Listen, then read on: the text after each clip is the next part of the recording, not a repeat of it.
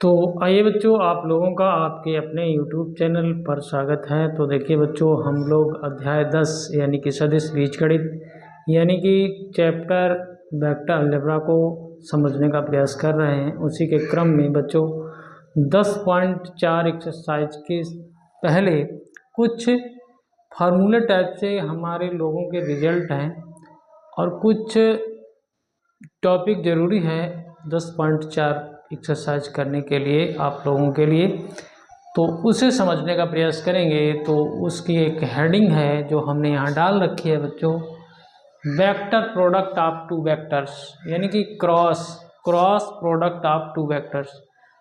या तो देखिए इसकी हिंदी क्या होती है, इसको भी समझने का प्रयास करिए, क्योंकि हम लोग सब हिंदी मीडियम से पढ़ने का प्रयास कर रहे हैं। तो देखिए सदिश गुणन, दो सदिशों का सदिश गुणन, या फिर इसको हम लोग क्रॉस को वज्र गुणन कहेंगे, दो सदिशों का वज्र गुणन, ऐसा हम लोग समझ सकते हैं।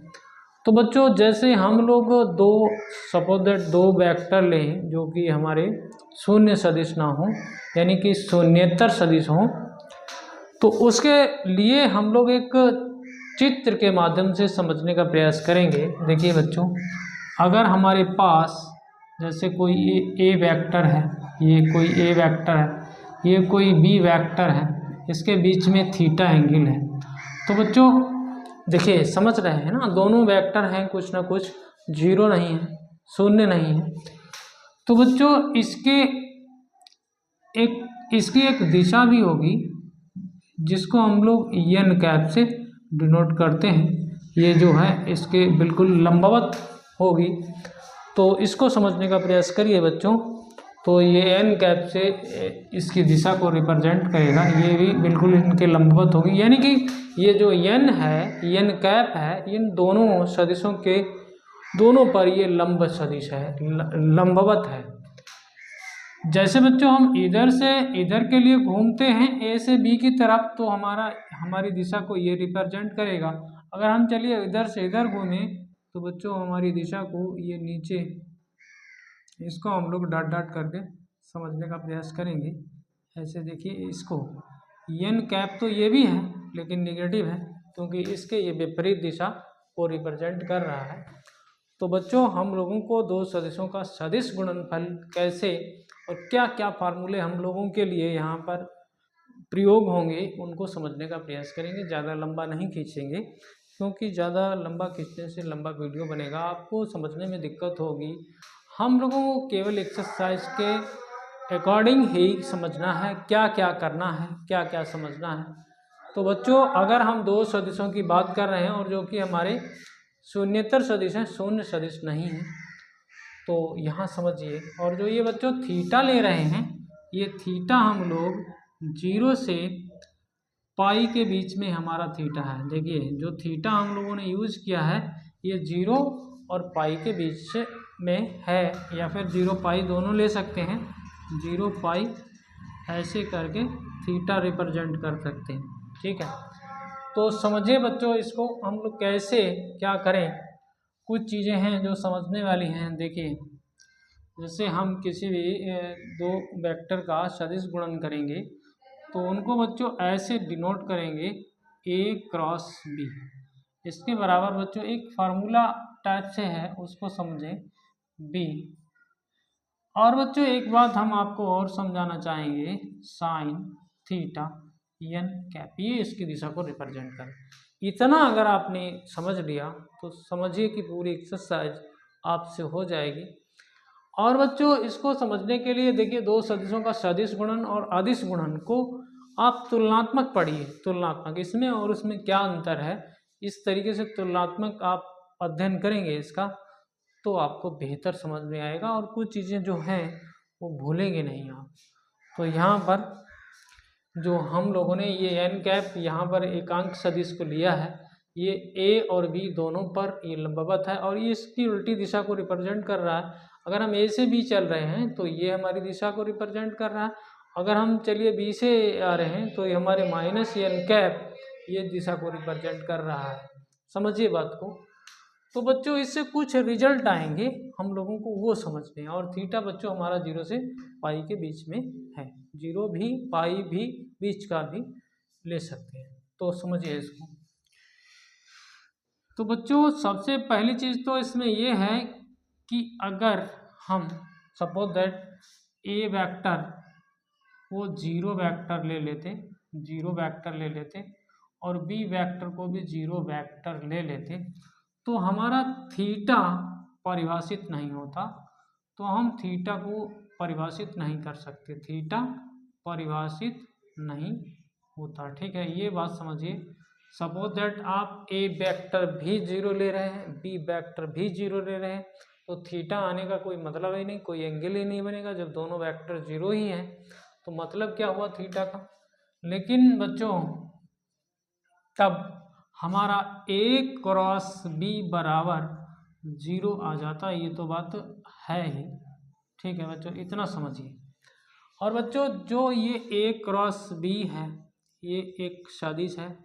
क्या है? एक सदिश। कुछ रिजल्ट है बच्चों, उनको समझना जरूरी है। एक सदिश है। अच्छा बच्चों, इसके अलावा एक तो बात ये हो गई कि ए बराबर जीरो वेक्टर, बी बराबर जीरो वेक्टर।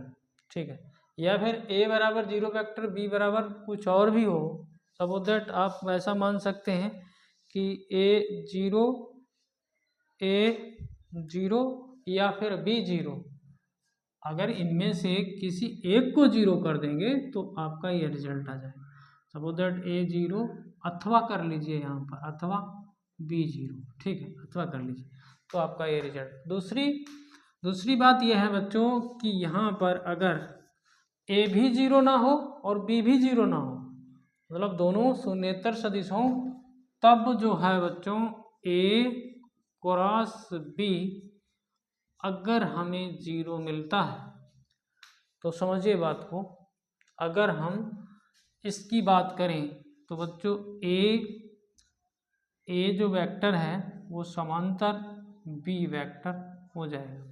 देखिए कैसे, चलिए अगर हम ए क्रॉस बी बराबर जीरो ले रहे हैं, जीरो आ रहा है, तो ए के समांतर बी हो जाएगा। यानी कि कह सकते हैं, समांतर का चिन्ह समझ ही रहे हैं, ए समांतर बी। तो ऐसा होगा बच्चों कि यहाँ पर हमारा जो थीटा है, थीटा, उसमें थीटा जीरो नहीं होगा, थीटा जीरो हो जाएगा। थीटा, देखिए समझिए बात को, ऐसे अगर कोई वेक्टर है, फिर ऐसे कोई वेक्टर है, तो और ये भी कुछ वेक्टर है और ये भी कुछ वेक्टर है, मतलब ये जीरो वेक्टर नहीं है। तो यहाँ देखिए कोई थीटा नहीं है, तो थीटा बराबर जीरो अंश है। यहाँ पर क्या है? थीटा बराबर जीरो अंश है। तो बच्चों जब हम इस फार्मूले में थीटा बराबर जीरो लगा देंगे, थीटा बराबर जीरो रख देंगे इसमें, तो इधर से ये पूरा मामला जीरो हो जाएगा और इसके बराबर ये जीरो आ जाएगा। तो एक रिजल्ट बच्चों ये है। कहना चाहिए ए और बी आपस में संरेख होंगे। इसमें क्या होगा? संरेख होंगे। ठीक है बच्चों, थोड़ा थोड़ा लिखेंगे, ज़्यादा नहीं लिखेंगे, संरेख होंगे। ये बात समझे कि नहीं समझे? आप समझ गए होंगे अगर आप समझ रहे होंगे तो यहाँ पर इस रिजल्ट को भी देख के रहें। अच्छा बच्चों, तीसरी बात ये है कि ए क्रॉस ए बराबर जीरो होता है। और बच्चों अभी समझेंगे इसको भी, ए क्रॉस माइनस ए बराबर भी जीरो होता है। इसको कैसे समझेंगे? तो देखिए बच्चों, हमारा कोई भी ए वेक्टर है और उसी के साथ अगर एंगल देखें उसका, तो यहाँ पर इस कंडीशन में थीटा बराबर जीरो अंश हो जाएगा। तो थीटा जब जीरो डालेंगे यहाँ पर, तो और ए क्रॉस ए इधर हो जाएगा, यहाँ थीटा जीरो डालेंगे तो ये रिजल्ट आपको प्राप्त हो जाएगा, ए क्रॉस ए। और बच्चों अगर हमारा ए वेक्टर है, उसका विपरीत ए वेक्टर दूसरा है विपरीत दिशा में, तो यहाँ पर इसमें आप देखिए थीटा बराबर पाई हो जाएगा। समझिए बात को। अगर हमारे पास कोई वेक्टर ए ऐसा है, उसके विपरीत वेक्टर ए इधर ए है और इधर माइनस का ए है, तो इसके बीच में एंगल आपका पाई हो जाएगा। तो ऐसी कंडीशन में भी 0 आएगा तब थीटा बराबर पाई होगा, ऐसी कंडीशन में भी 0 आएगा तब थीटा बराबर 0 अंश होगा। ये रिजल्ट समझिए मेरी बात को। आगे भी देखेंगे, ये इतना आपने समझ लिया होगा तो आगे भी देखते हैं। देखिए बच्चों, अगर हमारे पास नंबर 4 थीटा बराबर π/2 आ जाता है, थीटा बराबर π/2, तो हमारा a क्रॉस b बराबर a का वेक्टर का परिमाण, b के वेक्टर का परिमाण, और बच्चों क्या यहाँ पर आप क्या डालेंगे, थीटा बराबर कितना लिया था π/2, थीटा 90, तो ये 1 आ जाता है और इसका मान तो हमेशा 1 रहेगा, तो ये रिजल्ट आ जाएगा। ठीक है, इसको भी समझिए और किताब से भी देख सकते हो। ठीक है, ये आ जाएगा, समझिए बात को। अच्छा, थोड़ा सा मिटा के आगे बढ़ने का प्रयास करते हैं, तो इतना आप समझ गए होंगे।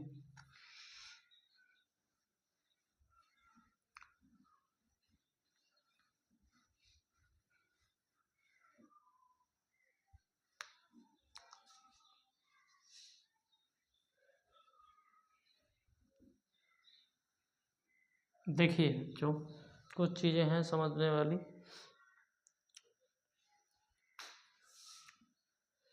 देखिए हमारे पास ये 3D में हम लोग चल रहे हैं, ये हमारा I है, ये हमारा J है, ठीक है, और ये हमारा K है। समझिए बात को। और बच्चों ये तीनों आपस में लंबवत हैं, ये मान के चलिए ये तीनों लंबवत हैं। यहाँ पर सपोज दैट ये 90 अंश है। ठीक है, तो यहाँ से भी कुछ रिजल्ट हमें मिलेंगे बच्चों, समझने का प्रयास करिए। जैसे हम लोग 4 नंबर तक पहुँच गए थे, तो 5 नंबर में देखिए बच्चों, आई का अगर आई से क्रॉस कराएंगे, आई का आई से क्रॉस कराएंगे, तो आई का आई से जब आप क्रॉस कराएंगे तो यहाँ थीटा 0 होगा, थीटा 0 होगा। तो जब यहाँ थीटा 0 डालेंगे, साइन 0 हो जाएगा पूरा, तो इसके बराबर 0 आ जाएगा। ठीक है, और बच्चों जे से क्रॉस कराएंगे, जे का जे से, बिल्कुल यही स्थिति में ये भी 0 हो जाएगा। के का के से क्रॉस कराएंगे बच्चों, तो इसकी यही स्थिति है, तो ये भी 0 हो जाएगा। ठीक है बच्चों, चलिए अगर हम लोग आई का जे से क्रॉस करा देते हैं, आई का जे से क्रॉस करा देते हैं, तो देखिए बच्चों इसमें क्या आ जाएगा। देखिए आई यहाँ, ठीक है, जे यहाँ, ठीक है, साइन यहाँ 90 अंश है तो 90 अंश हो गया। ठीक है, और यन की जगह क्या आएगा, यन की जगह क्या ये आएगा, के, क्या आ जाएगा, के आ जाएगा। समझ रहे हैं ना, इसी की दिशा में है ये, इसका इधर से अगर आप क्रॉस कराते हैं तो ये वाली दिशा हो गई इसकी। तो बच्चों ये इसका मापांक कर दिया तो ये 1 हो गया, इसका मापांक कर दिया तो ये 1 हो गया, साइन 90 भी 1 होता है, तो ये आपका के मिल गया। तो आई क्रॉस जे बराबर आई क्रॉस जे बराबर क्या आ जाएगा, के आ जाएगा। समझ रहे ना माँ, बिल्कुल इसी वे में समझिए बात को, आई क्रॉस जे बराबर के आ जाएगा, बिल्कुल समझ रहे ना। अच्छा बच्चों इसको और इसको अगर लें, जे क्रॉस के, तो क्या आ जाएगा, ये आई आ जाएगा भाई, करके देख लेना, ये आई आ जाएगा। और बच्चों इसको और इसको लें, के क्रॉस आई अगर करें, तो बच्चों देखिए आपका जे आ जाएगा। समझें बात को, इनको जरूर समझें। अच्छा बच्चों इन्हीं की दिशा को अगर पलट दें, इन्हीं की दिशा को पलट दें, कहने का मतलब अगर हम जे क्रॉस आई कर दें, तो ये माइनस का के आ जाएगा। यहाँ पर अगर बच्चों हम के क्रॉस जे कर दें, तो ये माइनस का आई आ जाएगा। इसको बच्चों अगर आई क्रॉस के कर दें, तो ये माइनस का जे हो जाएगा। ये रिजल्ट जरूर आप ध्यान में रखें, और बच्चों और भी कुछ चीज़ें हैं हम लोग समझ रहे हैं धीरे धीरे, तो इन्हें ज़रूर आप नोट करें। इनके बगैर आप 10.4 एक्सरसाइज में समझ तो जाएंगे लेकिन उतना अच्छा नहीं समझ पाएंगे जितना अच्छा समझना चाहिए आपको। तो आगे बढ़ते हैं।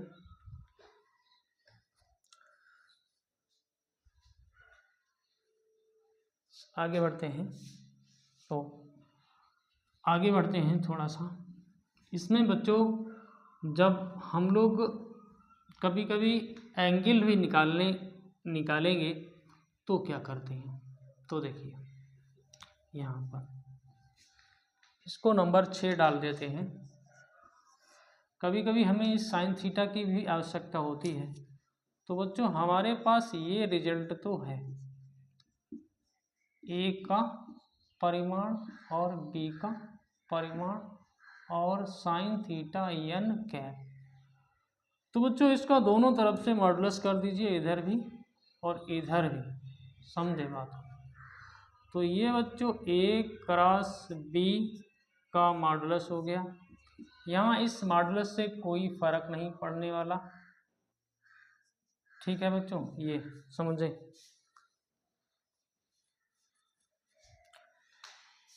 और बच्चों ये, और बच्चों ये, और बच्चों ये, समझे बात को।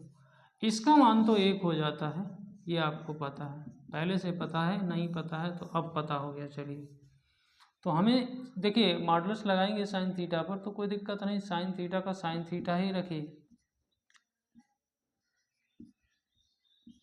इसको साइन थीटा रखिए। यहाँ पर a क्रॉस b दोनों का वेक्टर का मॉडुलस साइन थीटा अगर निकालेंगे तो बच्चों ये बटे में आ जाएगा, ये ऊपर चला जाएगा। देखिए a, ये इस फार्मूले की बड़ी आवश्यकता पड़ती है, इसे भी ज़रूर नोट करें, ये भी आपके काम का है फार्मूला। थोड़ा और बढ़ते हैं आगे। चलिए इसको मिटा लेते हैं।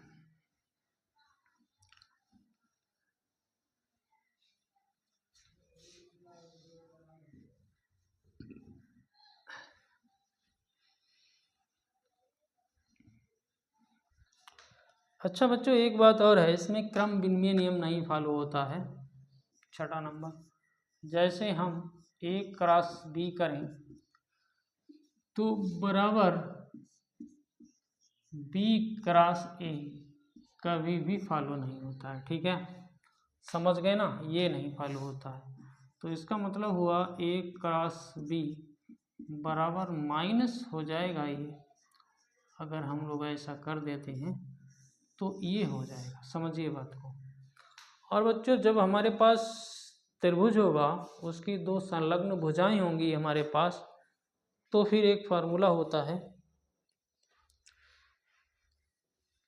जैसे हमारे पास एक त्रिभुज है बच्चों, ये समझिए, इसमें थीटा है, ये ए है, ये बी है, ठीक है। ये अगर हमें दो वेक्टर पता है त्रिभुज में, तो बच्चों इसके लिए त्रिभुज के क्षेत्रफल के लिए हमारे पास सूत्र बनता है। हालांकि हम ज़्यादा गहराई में नहीं जा रहे हैं, ए क्रॉस बी का परिमाण, ठीक है, इतना कर लें आपको मिल जाएगा। और बच्चों इसी प्रकार से चतुर्भुज अगर है हमारे पास, का क्षेत्रफल निकालें तो देखिए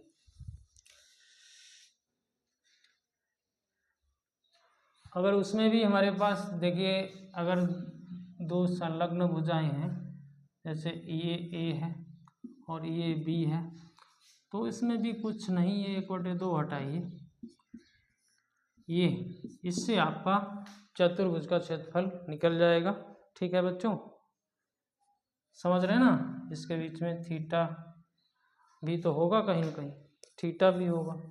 तो ये फार्मूला, ये बातें आप क्लियर याद रखें, थोड़ा सा समझने का प्रयास भी करें तो समझ में आएंगी बातें।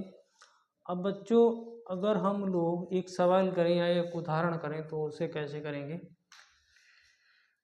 तो कुछ अगर और छोटा होगा तो हम उसको भी कवर कर लेंगे जब हम लोग सवाल करेंगे। तो देखिए बच्चों, यहाँ पर आप आइए किताब में आप आइए, और किताब में वैसे तो हमारे पास पुरानी बुक है, नई, हालांकि पुरानी बुक और नई बुक में इस चैप्टर में कुछ हटा तो है नहीं, तो कोई समस्या भी नहीं है। तो इसमें बच्चों एक उदाहरण नंबर 22 को हम लोग लेते हैं, वहाँ से समझने का प्रयास करते हैं कि कैसे क्या होगा। तो देखते हैं उदाहरण नंबर 22 को। तो आप देखिए, आपके पास उदाहरण नंबर 22 है। ये आपके पास एक ए वेक्टर है 2i cap j cap 3k cap. ये आपके पास बी वेक्टर है 3i cap plus 5j cap minus 2k cap. आपको प्राप्त करना है a क्रॉस b का परिमाण, ये आपको ज्ञात करना है। कुछ दिक्कत नहीं, कोई दिक्कत नहीं। ये सवाल समझ गए तो जान लीजिए कि सब कुछ समझ गए। तो सबसे पहले तो हमें a क्रॉस b चाहिए। तो इसमें एक तरीका होता है बच्चों a क्रॉस b निकालने का, सारणिक वाला तरीका बहुत ही इम्पोर्टेंट होता है। i j k लिखिए, a क्या है, a के यहाँ i j के गुणांक लिखिए 2 1 3, इसका 3 5 माइनस। इसको सारणी के तरीके से हल करेंगे तो देखिए बच्चों, i के साथ में हम लोग इसे छोड़ेंगे इसका गुणा करेंगे तो ये हो जाएगा -2, बीच में माइनस 5 15 हो जाएगा, 5 15 हो जाएगा। बच्चों बीच में यहाँ पर माइनस लगाएंगे, यहाँ पर सारणिक जान रहे हैं ना, सारणी इसको छोड़िए इसका गुणा करेंगे तो 2 दूनी 4 हो जाएगा, इसका गुणा करेंगे 3 तियाँ 9 हो जाएगा, प्लस के लगाइए, के साथ में इसको छोड़िए 5 दूनी 10 और -3। इसको आप थोड़ा सा समझिए तो ये हो गया माइनस का 17i, ये 9 4 13 प्लस का 13j, यहाँ पर देखिए तो 7k, ये आ गया। ठीक है, ये आपका आ गया है a क्रॉस b के बराबर। देख लेते हैं थोड़ा सा कहीं इधर उधर मिस्टेक ना हो जाए।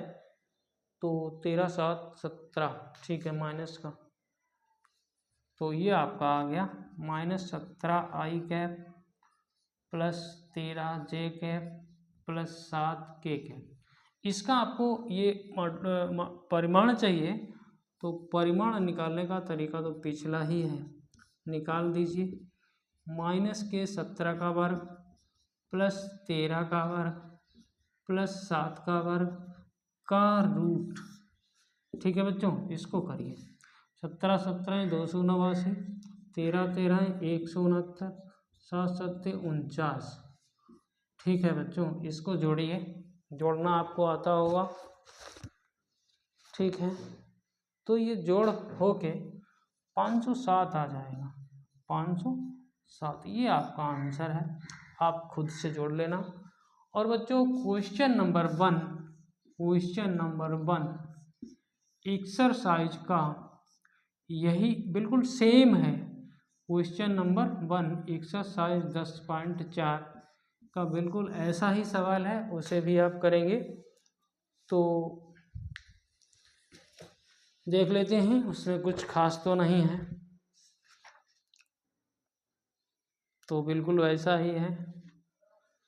तो आशा करते हैं कि आपके ये हमारा बताया हुआ जो भी सिस्टम हमने समझाने का प्रयास किया है, यानी कि cross product of two vectors, हमने इस टॉपिक को लिया था। इससे संबंधित जो भी रिजल्ट हम लोगों को पढ़ने थे वो हम लोगों ने पढ़ लिए हैं। इनको पढ़ेंगे तो 10.4 एक्सरसाइज आपकी अच्छी कंप्लीट हो जाएगी। यदि समझ में आया हो तो चैनल को सब्सक्राइब करें, बेल आइकन को प्रेस करें, ऑल पर सेट कर लें, दोस्तों में शेयर करें, वीडियो को लाइक करें और वीडियो को अंत तक देखें। धन्यवाद। जय हिंद, जय भारत।